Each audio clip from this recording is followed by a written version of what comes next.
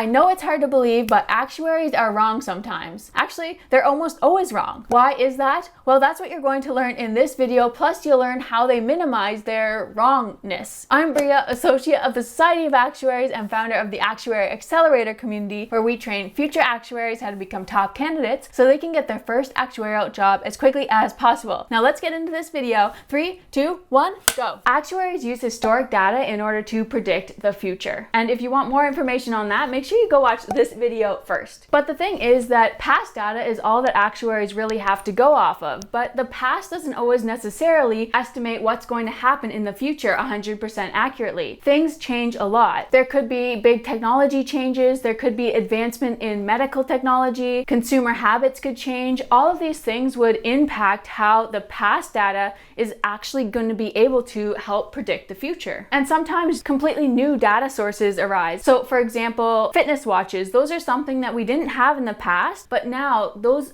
fitness watches like Fitbit are collecting tons and tons and tons of data that actuaries could potentially use. I actually wear my Fitbit all the time, except when I'm recording YouTube videos, because whenever I move my hands, it counts steps and I don't want to get fake steps. But really that thing is capturing things like my heart rate, the number of steps I do, how many calories I burn, what kind of exercise I do. And all that is data that an insurance company would absolutely love, because it's probably going to be able to help predict the health of a person and potentially how long they'll live for, right? So this is new data that's available now that hasn't been available in the past. So like I was saying, actuaries use this data to kind of create assumptions that are going to be used in order to help predict the future and what's going to happen in the future. But since things are always changing, those assumptions that are created from past data aren't always 100% correct. They need to be adjusted to reflect new advancements in technology, different economic situations, all new different data that we have available. So actuaries have to make adjustments to those assumptions that come from past data. But how we adjust that data or those assumptions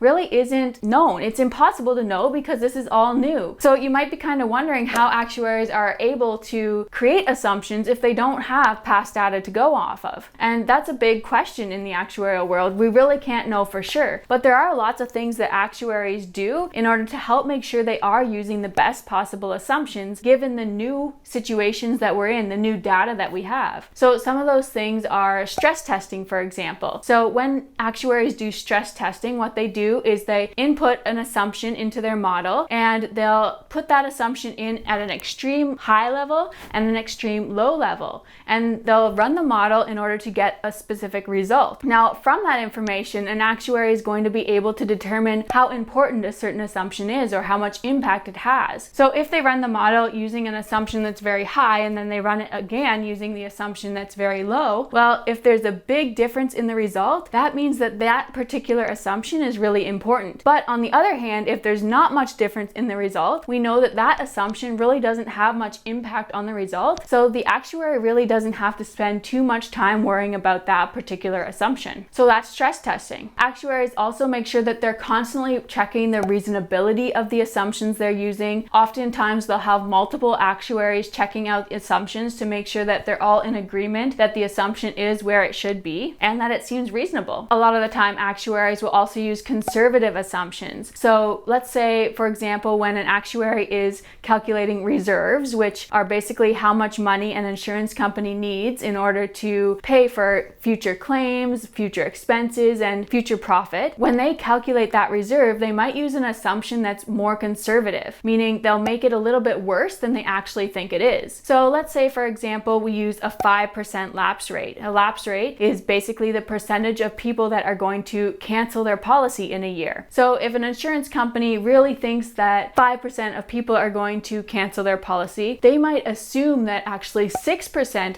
are going to cancel their policy, because then that will mean that they're being a bit more conservative. They're being a bit more safe with their estimate of the reserve. Actuaries also rely on the law of large numbers. That's really how insurance works. Actuaries are working with with hundreds and hundreds, often thousands of different policies. On some particular policies, they're going to make more of a profit than they expected to make. On other ones, they're actually going to lose money. But overall, they're hoping that it averages out and they're going to make just about the amount of profit that they had planned for. So law of large numbers is a big factor here. And also there are regulations in place. Actuaries have to abide by certain regulations that put restraints on what our assumptions can be. So for example, a regulatory body might say that your lapse assumption has to be between 10% and 5%, and you'd have to pick somewhere in between there. If it's outside of those two percentages, you're not allowed to use it. You'd have to use something within those bounds. So really there are a lot of ways that actuaries can still use past data, but really adjust it so that it properly reflects the future.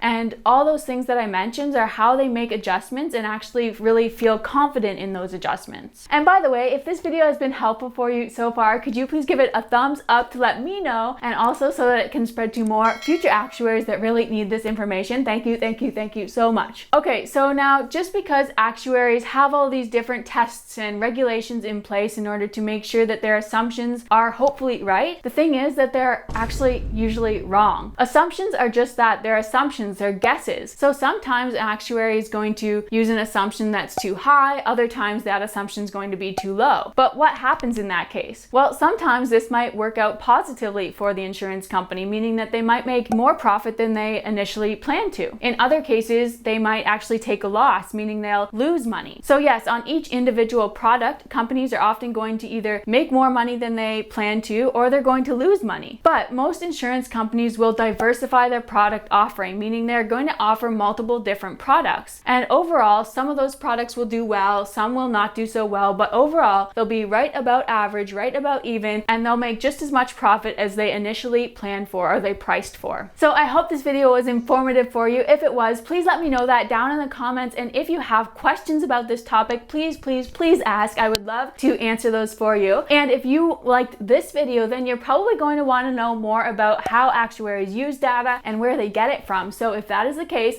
make sure you go watch this video next, and I'll see you next Tuesday. Bye for now.